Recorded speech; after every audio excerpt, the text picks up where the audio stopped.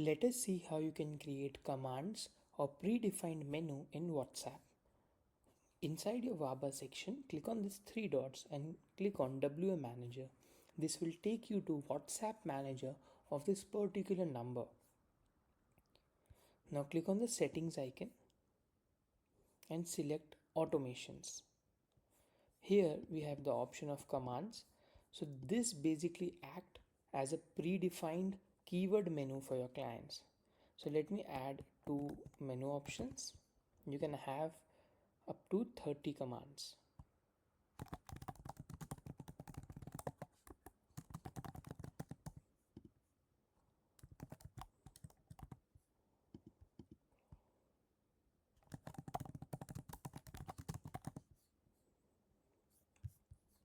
Simply click on save. Now these keywords \jewel and \expo needs to be added in your flow builder as a hot keyword.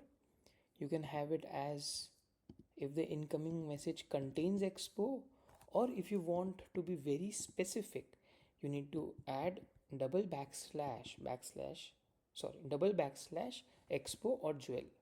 Now let us see how this works.